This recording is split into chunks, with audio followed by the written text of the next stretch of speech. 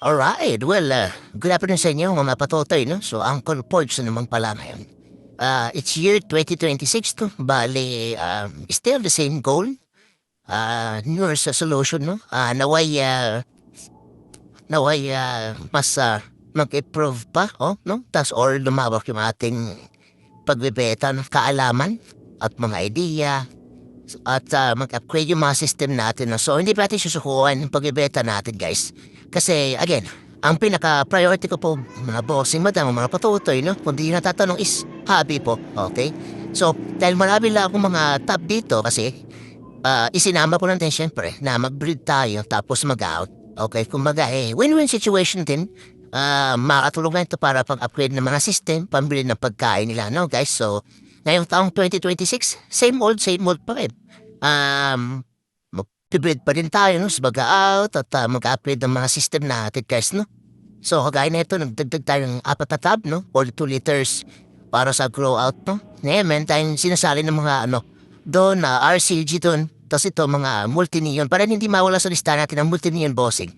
Basta Beta Forge, may ang multi-neon yan. As long as hindi pa sila binabad, no? Kasi, yung mga neon bossing ba na kasi sa ibang bansa, kasi nga, it is specified as, GMO. Kumbaga, term ng GMO is, kalimutan ko na. Basta yun na yun. Sakit ng ulo ko.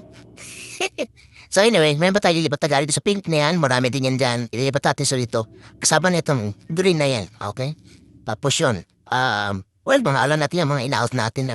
So, unti na lang din mga in-out natin gawa ng mga last year, mga breed pa ito nung last year. Then yung mga giant pa, okay. May mga giant pa rin tayo yan. Marami pang hindi ko pa na-jar kasi nga, kailangan kong magawa ng mga magandang pwesto itong mga dyan, no? Para at least ma-maximize natin yung maliit na space na meron tayo. Doon meron pa tayo sa basa garahe, pero mas gusto ko dito kasi malapit sa, again, dito sa supply ng water. Yan, no? So, bali, additionally, no? May mga bagong straight tayo na tawag ito, in-add sa listahan ng ating mga alagaan. Kagaya niya itong sparkling, no? Sparkling, meron tayong City Hawk, meron tayong HFPK na Hawk, no? Green. Ito yung mga breeders natin. Pero meron na tayong na-breed na una. May nauna lang na-breed na pero hindi pa sila gaano kadami, no? So, I think mga ba yan? Porkip pa yung mga yan. Ito guys, kung matatanong nyo ako, no? Marami na pinagbago sa system ko mula't simula nung mga nag-video sa no? Marami ko nakita improvement at upgrade. Well, actually ito, dati mga puro male to, no? Pero ngayon, mas pinapriority kalagaan yung mga female. Okay, kasi sila yung forming, no? Sila yung nagpapadami ng ating mga betas, no? Kaya sila yung sinalagaan ko. So, syempre, maintain pa din yung mga male. Magaya na ito mga bababors, no? Ayan. So, yun, priority ko lang mga female yung mas inalagaan ko. Ayan. Kailangan lang spacious, maganda yung lugar nila. Hindi kagaya ng mga male, steady lang yung male para hindi gano'n mapagod. Tingnan naman to. May mga male tayo dito. May mga male din tayo dito. Gaya na ito. Grabe yung pula. Babos. Ang dami ng ready, no? Pero mga bata pa yun, no? Mga ito. Last year breed pa natin itong gray pastel, HMPK, tsaka half moon. So yun, may tayong mga half moon na multi guys. Yan. Pero mga breeders ko to. Mga hindi pa gano'n na multi.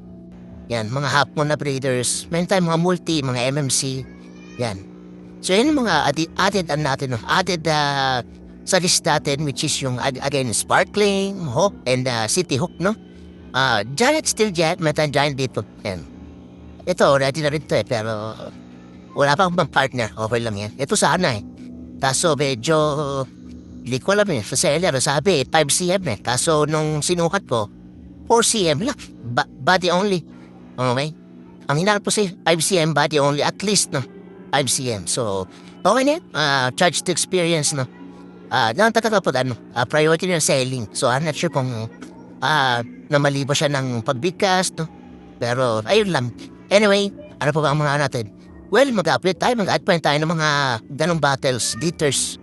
Kasi di ko ito na nakagamit na to, no? Kasi, nag-isip pa tayo ng magandang, pamamaraan para mag-jarring, no? Kung itong style ba, or itong mga 1.5, or itong mga, milk teacup, or yung mga mineral na 1,000 ml.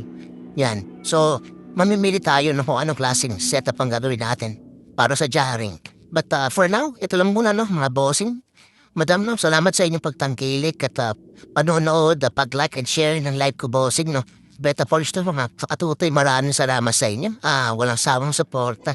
At patuloy po natin no, ayusin yung pag-improve ng shipment, pagbabalot ng mga betas no, at lahat ng mga bossing. Ay, medyo unfortunate lang sa ibang mga shipment natin na talaga merong malidets, no? Kasi talagang napakaya pala malaman kung kailan sila may ipit, mga ganon, mga sa logistics, no? Mga circumstances na mangyayari, no? Sa mga packages yung mga bossing, madam, no? Pero, yun, confident naman ako sa the way na natin ibalot natin sila, no? Talagang, ayun lang talaga. Tsambahan lang talaga kung naruwa tayo ng medyo, alam mo na, hindi gaanong masaya sa trabaho, no? But anyway guys, yun lang no, bali ngayong taon, ito yung first video ko at yatan. So, yun lang, update lang tayo, ina-update ko lang tayo mga bossing madam, no? Hindi tayo mawala bossing. Siguro ang plano ko nito bossing actually hanggang 10 years, no? So, sama-sama tayo hanggang 10 years. Tignan natin kung anong mangyayari, no? Alright, happy New Year again everyone. Gotta go.